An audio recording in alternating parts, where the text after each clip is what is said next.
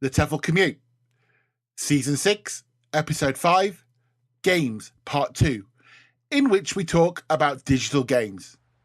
Are you ready? Let's go.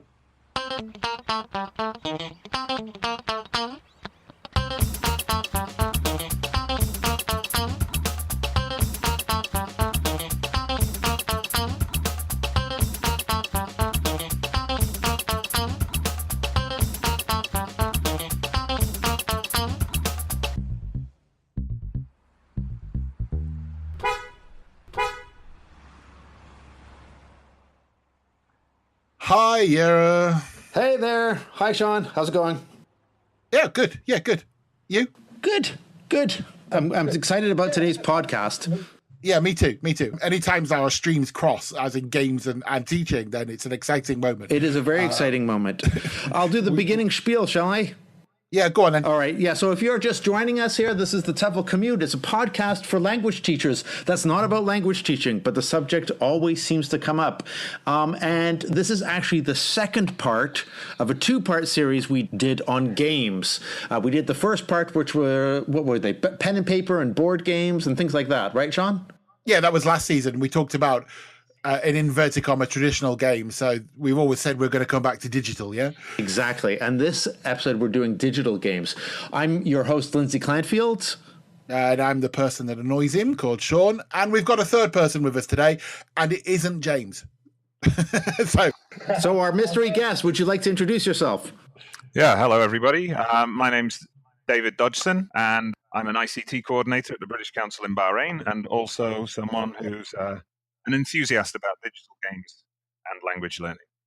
Exactly, and we've read stuff by David on the topic of games. I think you have a blog as well, don't you? Yeah. ELT Sandbox or something like that? ELT Sandbox, that's right. Plus some other articles that you've written for Teaching English, and we thought you'd make a great addition to the podcast today for us all to talk about digital games. Well, yeah, I think it's the quote from his old blog post a few years ago that actually kind of said, "Oh, let's get Dave on to talk about it." It's a quote. Video games are a long established part of many people's recreational habits and have the power to engage and motivate players. So I guess, is that why we should use them in the classroom as our opening gambit? Are digital games a necessity in the classroom of the modern age? Motivation is like the first thing that people think of when it comes to the games and so on. But when you get a bit deeper into it, it's not the only thing. It's not the only thing that they bring to the classroom, I find. As I've kind of used them more over the years and investigated games, I've found that it goes far beyond motivation. Games can provide a real context for language learning, not only incidental learning, like picking up vocabulary from the games, but actually as a kind of vehicle for producing language as well. Okay, Lindsay, you use games as well, yeah? Yeah, I've used my share of board games and video games in the class, so it's always been something I've been interested in. I haven't kind of devoted a ton of attention to it pedagogically in terms of writing or anything, which is why I'm really interesting to hear what Dave has to say about this.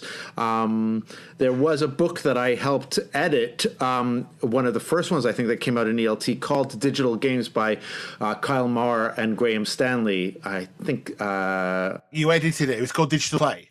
Digital Play. Oh my gosh, yes, Digital Play. Apologies to Kyle and Graham, but Digital Play, yeah, and that one was made quite a case for the use of video games, but all the kind of other things around them as well. Digital Play will always stay in my mind because I was sat next to Graham Stanley at the Elton Awards that year when that book won, but he was out of the room when it won.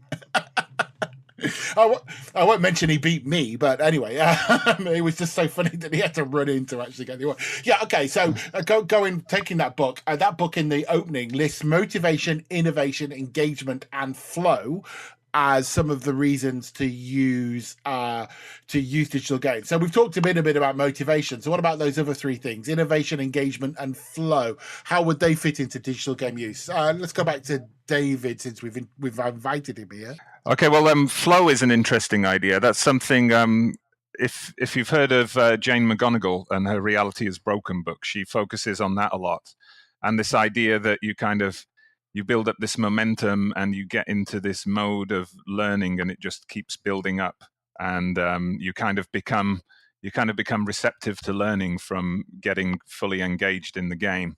And I think that's definitely something, particularly in the work I've done with young learners, with like primary and tweener learners, that's certainly something I've seen with them. That flow that comes, the motivation, that combination of motivation and engagement, which then makes them kind of start producing language and getting into these creative ideas without them actually realizing that they are doing that they are engaged in a speaking or a writing activity. So we'll probably, I mean, we'll talk about games that we use probably in more detail later on in the podcast, but just exemplify what you mean by how a game might get students into the flow of it. Okay, well, one example I can give is with Minecraft. When I was working in a primary school in Turkey a few years ago, and I noticed that, my entry point for this is usually I remember there was one lesson. We were doing an end of unit project, and it was a unit about storytelling, and obviously the project was related to students creating their own story. And I had a group of students who were sitting there and kind of staring at a blank page. They weren't really coming up with any ideas, so I went over to help them. And I said, you've just got to find something you're interested in, and then you'll get some ideas, you'll get creative. And it was when I said that word creative that one of the boys in the group said, teacher, could we set our story in the world of Minecraft? So I thought, okay, well, tell me what you mean. I'd heard about the game a little bit, but I didn't know too much about it. And then they explained the game a bit to me. They talked about the adventures they have in the game. And then suddenly they were buzzing. They had all sorts of ideas coming. And I think that was an example of the flow beginning. Like, even without the game actually in front of them, they just started to generate ideas, and the whole shifting of the settings from just come up with your own story and brainstorm your ideas on paper to come up with a story set in Minecraft, that got them going. And then out of the lesson for homework, they set some things up in the game. They took some screenshots to kind of illustrate their story, and they came back to class the following week with this 10-slide PowerPoint with text on each slide and screenshots from the game, and it was like the most well-received story amongst the entire class. And then it all snowballed from there, the kids starting to use Minecraft for their projects. And I think that's an example of where if they hadn't had that option, if they'd just gone ahead with a straightforward collaborative story creation task, they were going to struggle. It strikes me, listening to those stories about those kids like getting really animated and getting into flow about Minecraft, we often say, try to make tasks that relate to the learners' real lives and, real life English. And it's ironic that I think, and this happens so much with games, is their real life. Their real life is a lot of they find it much easier, a real life task to talk about, like a story of what would happen in Minecraft, a kind of open sandbox game where you could make your own stories, rather than tell a story about a trip to the shop in your neighborhood. I think it's really interesting how if gaming is something that you do a lot, or even if you do it casually, is still part of your real world. It isn't necessarily fantasy in terms of language production in tasks. If you look at other examples, like some training I've been doing recently about young learners, and we talked about how if a learner is shy and reluctant to speak, if you give them the opportunity to do some kind of activity like creating a puppet, they suddenly become a lot more animated, and they kind of project themselves through this puppet rather than talking about themselves if they're perhaps a bit self-conscious. And I think the same thing happens with games as well. That it's something personal. They create their own narrative within the game, but also it's a shared experience. If they have classmates who are also playing the same game, it becomes a shared experience, and then they become more willing to talk about it.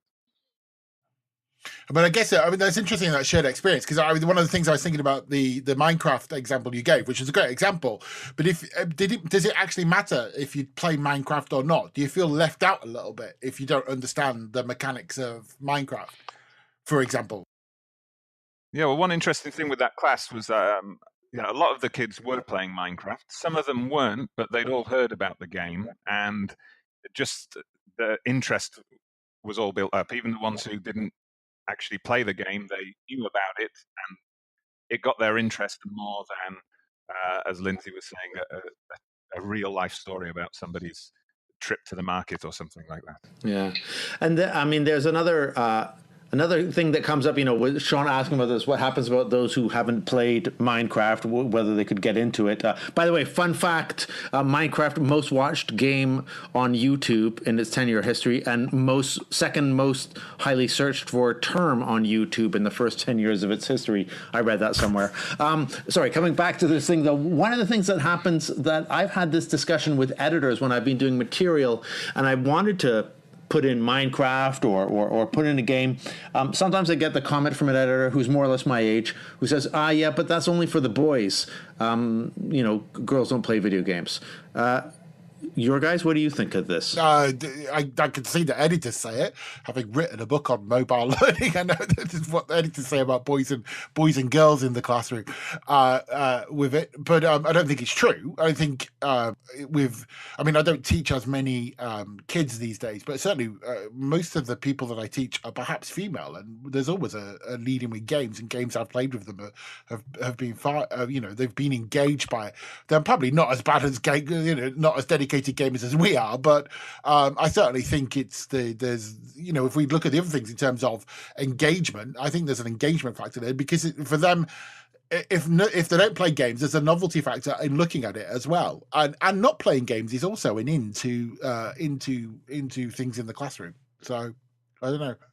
Yeah, I mean, I found the example I gave you, there was a girl involved in that group who came up with the original idea to set a story in Minecraft. I mean, yeah, traditionally that's always been the view that boys play more than girls. I know when I was growing up, I had my own Commodore 64 and then various other machines, Amiga and PlayStation after that, whereas my sisters didn't. Although they did then get into games later on, but maybe that wasn't so much that they weren't into games, it was just the decision was made for them that the boy in the house is going to get a computer and the girls are going to get something else. But I think we definitely see over the last 10, 15 years, there's definitely an attitude that's changing. And I think games are becoming more, maybe not more targeted towards girls, but they're certainly becoming more universal in their appeal. I think part of that is the fact that they're no longer they're no longer really console things, are they? I mean, like you said, you go down the route of console. Boys tended to buy the consoles when we were young, or have the consoles bought, and computers and stuff. But now that we're with mobile devices, and certainly some of the games that are coming out, on the iPad, for example, are as good a quality perhaps as they would be in the computer version or the game version, and therefore there's more accessibility for them in that sense. I mean, it's also interesting that people will say, oh gosh, I don't play any video games, but they don't consider the games that they're playing on their mobile as a video game. So they may sink 200 hours into Candy Crush. Yes, exactly. Yeah, or going back to an era before smartphones. Was it Caterpillar? The Snakes? Sorry, Snake. The game Snakes. Nobody saw that as a game, but they always say who played Snakes, and everybody used to do. So, well, it was the same also 10 years ago when the Facebook games started to become very popular, Farmville and those kind of things. People didn't see those as playing games. One incident I remember again back when I was working in Turkey just before we went on holiday. The class teacher was handing out the reports to the students, and she gave them a long lecture on don't waste your holiday time playing computer games. Get outside, be active. And then during the holiday, she sent me 5 or 6 requests a day. Brilliant. Right. Let's go to the Angels.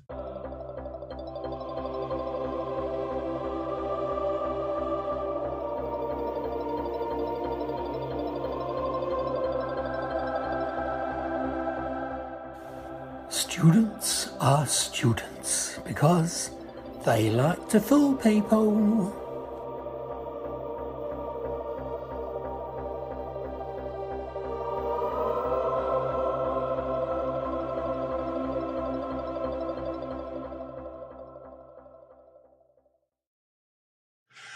Okay, so we've talked about why we might use digital games, but let's assume that a teacher has never kind of considered using a digital game in the classroom.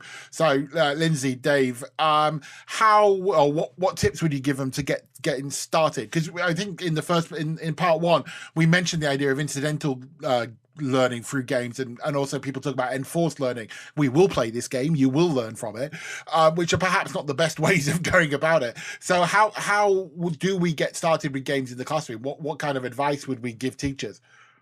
Well, I think the first thing I would start with and would be, is deciding, like, there are two routes to go. One is like everybody playing this or interacting, let's say, with the same game together in the same space. So this would be projecting something from your computer onto the board and doing it like that. I think there's the other route is that everyone has the game themselves on a device, and they are either doing it outside of class and reporting back on it, a bit like the Minecraft thing that Dave was talking about, or they are doing it all in class together. So I guess I would be like deciding like which route to go would be the first thing. But it's almost going to come straight away to the games we've used. Yeah, I'd say, I mean, if you are going to go down that route of using games outside the classroom and having students report back, I think it'd be important to find out what kind of games your students are interested in. And if they are interested in games at all, it's very rare, but you might come across a class where nobody's really a gamer there. But yeah, just like with Minecraft, for example, I didn't know anything about the game when students first started to mention it. And then there was an interesting period where they started to create these projects outside class with Minecraft, and then we started to explore ways we could perhaps use it in class on the school computers. And then we kind of got into this role reversal where the students were teaching me, along with the other students who were unfamiliar with the game, how to play the game, and we were using this as a way to kind of bring English in, that they were compiling instructions, and me and the students who were unfamiliar with the game were generating questions, things we wanted to know. I've got a big about. smile on my face, guys. Just think of I have done dabbled with Minecraft, but the best things I've ever learned about Minecraft is when kids have told me about it. And it's one of those things, I think, I don't know, adults tend to struggle to get their head around it, but sit down with your students and let them explain it to you, and you're like, it all makes sense. And they take so much delight in actually telling you how the thing works with it. I'm just going to add a couple of things. I think we also, if we're going to play games outside of the class, or we're going to get students, if we're going to make decisions, as obviously we've got to think about device compatibility, cost, safety, those things as well. I think we'd be remiss not to bring those things up if we're going to get into gaming. Sending your kids to play a hardcore 18 Call of Duty or something might not get the best feedback from parents. The Last of Us 2, report back what happened. Yeah, no, that would be that would be of some concern. I think also then in that case, we're talking about working with children here. With adults, that's slightly different, because some of the games that I've used with like upper teens or adults, young adults and middle-aged adults. So in which case that isn't so much of an issue. You say some of the games you've used then. Go on, Lindsay, give us a game you've used.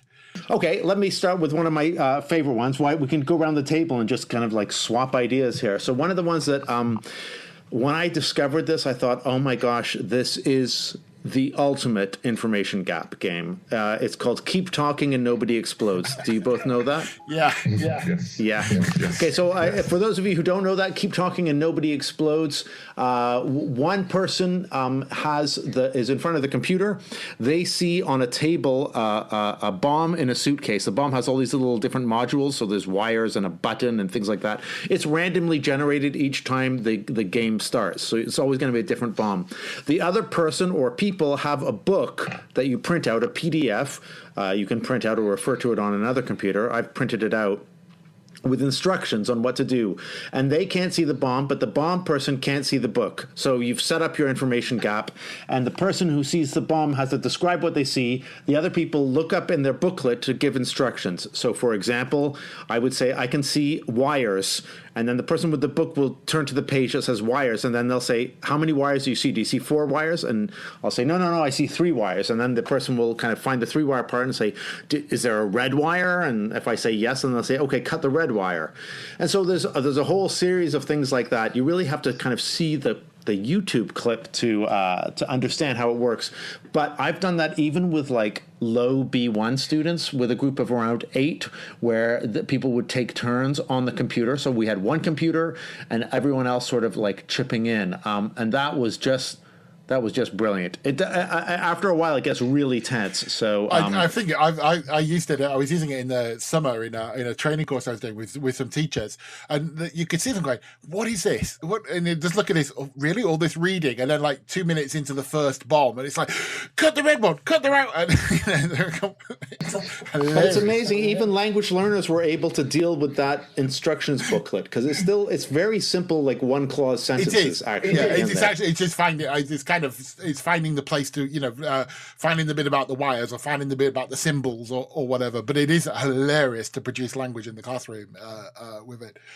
So that's the first one I'll throw out. What did so that one you only need one edition of the game plus project. No, you don't even need the projector. That could be done with a laptop, one game, and the printed out booklet. But you'd have to purchase the one copy of the game, and it doesn't work with a large class. I'll pass it on to you guys if you want to share one. Dave, do you want to add one?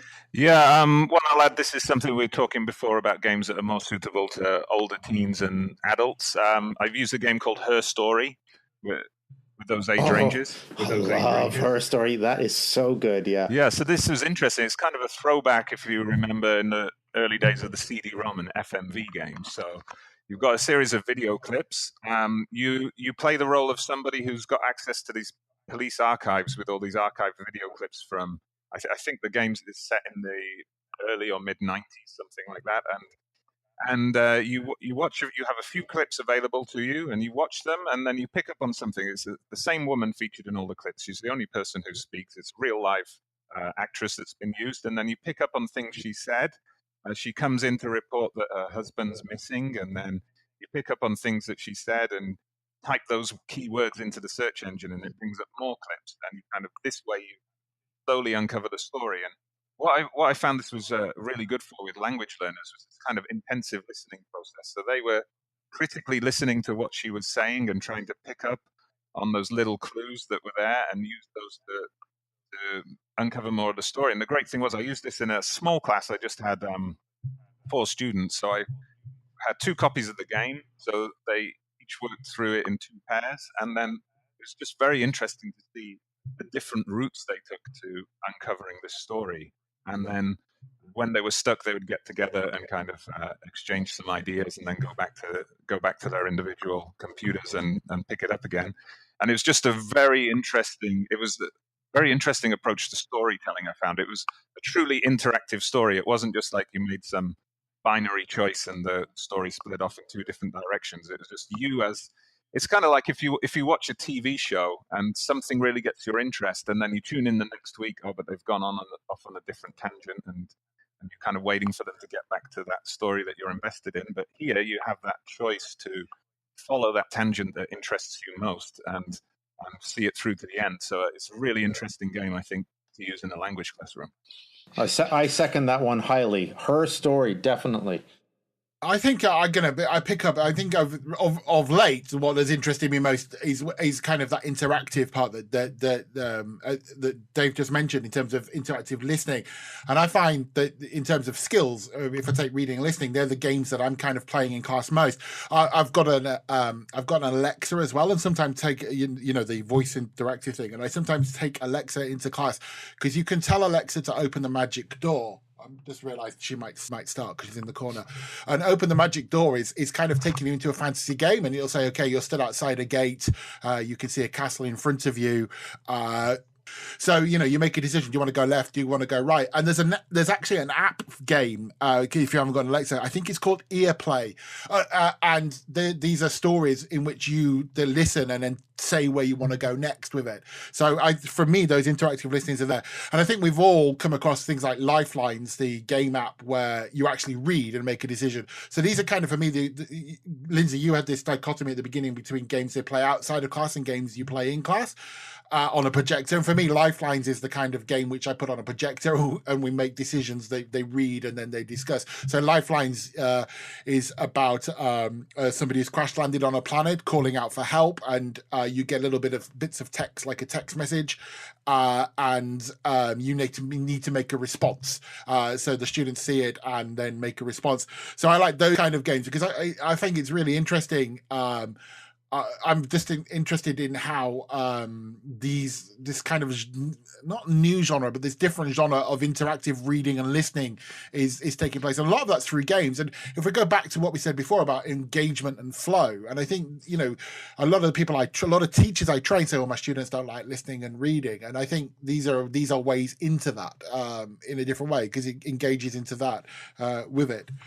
Can I give another little plug for one that's like that, a bit like made me think of it, her story, because a lot of these have the interaction of Lifelines is binary choices, absolutely. So you can choose go up, do this or do that, which is still interesting. So it's like the choose your own adventure story. Then you have her story where you have a searchable database and your interaction is via typing keywords in to find more clips that contain that keyword. So that's how the students would be like talking together saying, oh, type in the word husband or type in the word Jackie or type in the word to find other clips. Another one that I did recently, a less known game, but I did a review of recently, and I did it with some students, was called 911 Operator, where you as the game player are the 911 operator, and you're fielding 911 calls and having to assign like ambulance, fire, whatever. I think I have a little clip of it here, just to give you a little listen. 911, what's your emergency? I hope I got... We need help. Some cables are hanging down on the field here. Do you know how long it will be? But I want to help. 911, what's your emergency? So, I shot my leg off. Do you have something to tie around your leg? No, just some tools. Oh, God. All right, take off your shirt then. What? Take off your shirt and firmly tie it around your leg. So that's 911 Operator, and that one there, you also get to choose. You don't type in the stuff, but you get a choice of things. But it's again that kind of intensive listening with a it's not so much a story being told because it's more of a strategy game. But I've done that in a 20-minute session, just as sort of the intensive listening and responding to different situations, which was a lot of fun. Fair enough. Any more games you want to talk about? One that I have also used with high school students is Undertale. Ooh, now my son was into Undertale. I could never get past the graphics. I don't know the game at all, so please tell me about it. Okay, so graphics-wise, I mean, if you think about Minecraft, people always mention the pixelated graphics. I mean, this takes it back even further. This is like going back to 1980 BBC Acorn Electron style graphics, where you've got a few colors on the screen. You've got these kind of very chunky pixelated characters. But it's a story set in this strange underworld, and you're trying to help this human child find his way back to the surface. And just very interesting how the game plays. This is really a game that adapts to how the player approaches the game. Despite its simplistic looks, there are different ways you can approach the game. You can go through, and these monsters attack you, and you zoom into these RPG-style battles. But then you soon realize that you don't actually have to fight to get through. There are options. You can choose to empathize with the creature in front of you, for example, and you might hit on a sensitive spot and then he breaks down into tears and you get past him that way. Or you also have the option to just go in and I think gamers call it genocide mode, just go and try and wipe out all the monsters that come across your path. But if you try to go for those options where you engage in interaction with the characters, then it brings up this kind of intensive reading experience. So they have to read a lot of text that comes up on the screen. And again, I found that my learners in this case, they ignored the fact that they were intensively reading. Shall we take another quick break? I think we can. Let's do it. If you're listening to this podcast, then there's a good chance that you're a fan of Lindsay and Shaun and perhaps even me, producer James. And there's also a good chance that you enjoy games. So, did you know that there's a new podcast from the team behind the TEFL Commute called Are You Game? In each episode, each one of us brings a game that they're playing to the table, whether that's a mobile game, video game, a board game, or any kind of game that we're playing. We bring them together and we discuss them. So if that sounds like something that would be interesting for you, why not do a search in your podcast app for Are You Game, or look for our Facebook page, Are You Game, or our Twitter account, Are You Game Pod. Okay, we hope to see you there. We hope you enjoy the show. And the good news is that that is definitely a podcast which is not about English language teaching. Okay, so when I was thinking about this thing of digital games and stuff, there have been several like stages, I think, of like the interest in games. And the whole idea of like a simulation, right? The game is a simulation. And so, I mean, Shaun, you and I have wanted to do an episode of whatever happened to Second Life for a while. But there was a time when the heyday when Second Life was becoming really big that everyone was like, you could just learn language because you're in a simulation and so on. And so now we've got a situation where virtual reality is beginning to take off and become a little bit more accessible, and people are beginning to dabble with that. Do you think virtual reality would ever become a thing for language learning, to make that dream that everyone had when we were talking about Second Life? You know, the idea of like, you could literally go to, in Second Life, it was like, you could go to this little English town and you could like do a bunch of stuff there and it would be just like you were there. So I wonder, is that going to kind of come back again with VR, where you could say you could literally feel like you are in an English speaking place? Well, there's a lot I could say on this, since I'm organising an event on exactly that question next year. So, David, do you have anything to say before? Yeah, I'm not 100% sure. I mean, it may go the way of Second Life, that there's this idea there, but then will it actually be realised and turned into something? I'm not sure. I did actually take the plunge recently during some Black Friday sales, and I picked up a PlayStation VR headset. Yeah, so we brought it home to much excitement, but the first thing that struck me is my son wanted to try it out first, put the headset on, and then my wife and I kind of looked at each other and we were like, well, what are we going to do now? So there is that element that I think it does kind of, it immerses the individual into the game, but it takes them out of whatever context they're in. So it may be useful in. I can imagine those terrifying photos they'd have of a classroom full of children, all with those headsets on. You know. Well, you do get those now in a lot of state education where it's been pushed a lot. I think one of my issues is the idea of, I hope that we've kind of solved the reason we use games, digital games in the classroom. But at the moment, for me, VR seems to be stuck in that. There's the pedagogical purpose of it isn't quite there. And I think with language learning, I think that's a real issue. Where's the language being produced and why are we using the language? And as you say, I mean, in the classroom, to have the equipment in the classroom, even if you're going to use Google Cardboard, is for me, I think it's difficult to see how it is in language, how it's going to be used in language learning. But then again, the technology is still evolving. I have been using VR myself, but not through Google's Daydream, through about a year now, and there are things I do find are interesting in it, in sense that I can see how they might cross over quite well into language learning. For example, Second Life reminded me of this. There are virtual reality hangouts, so you can go and chat to people in different countries, and that so there's an actual language practice there. And it's not quite gaming as such, but on an EAP course that I teach, where I have to teach presentation skills, we do use virtual reality to practice the presentations, because you can go and see the audience and things like that in it. It's quite interesting from that point of view. So I think there are bits of it there in language learning, but I don't know about gaming, and I don't know. I don't think yet. I think there's a long while to go. But yeah. There you go. As I say, it's something it's something I talk quite a lot on. Well, if you happen to be in Brighton next April, then I am running an event on exactly that question, whether there's any purpose on VR in language teaching. So we'll see.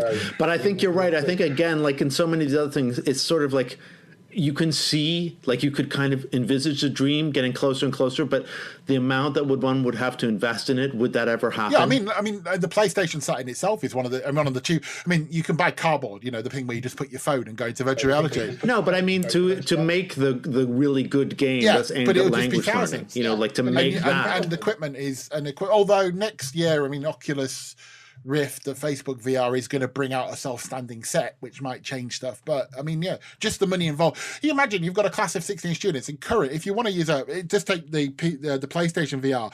So you're looking at a couple £100 for the VR set, plus you need to have a PlayStation. That's quite an expensive way to get into gaming, isn't it? And you've got 16 in the class, if you've got a class of 16, or maybe you've got a class of 30.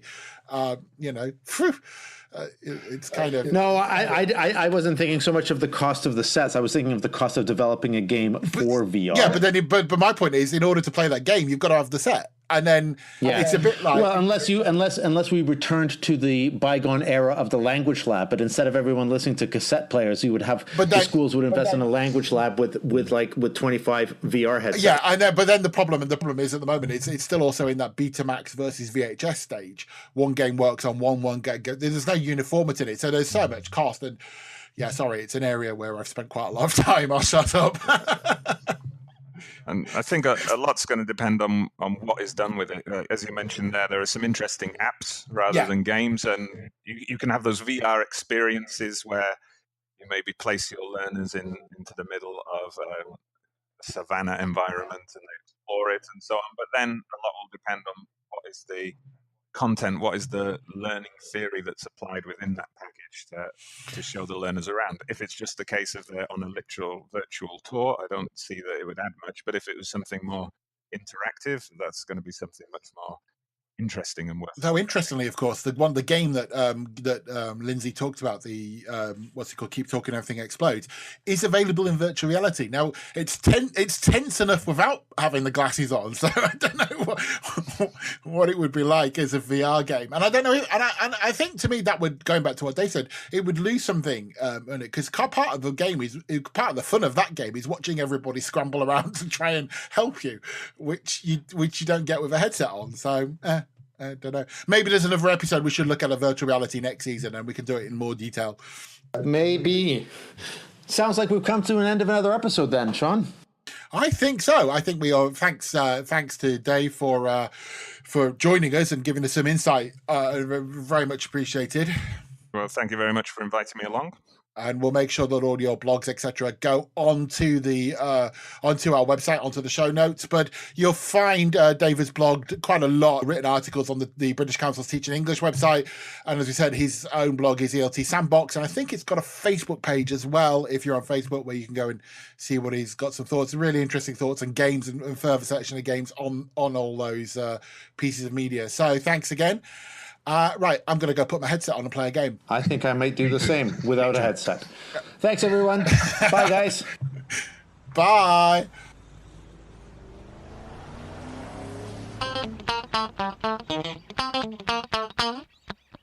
As your commute is coming to an end, here's an activity you can take into class. We have been talking about gaming and how it can engage students.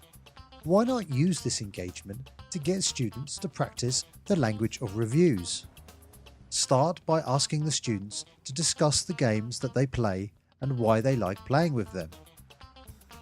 If you want to give them an example, look on our website for a link to Lindsay's review of Keep Talking and Nobody Explodes, which he mentioned in the episode. You can use this to highlight how a review is structured in key language. Next, students think about the game they talked about and use that to make a review. Following Lindsay's example, you could encourage them to write a blog post or use the camera on their mobile device to record a video review. You can find the instructions for this and our other end of pod activities at our website teflcommute.com. You've been listening to the TEFL Commute, an original podcast produced and presented by Lindsay Clanfield, Shaun Wilden and James Taylor. Don't miss out on any episodes by subscribing to us on iTunes and by visiting us at teflcommute.com.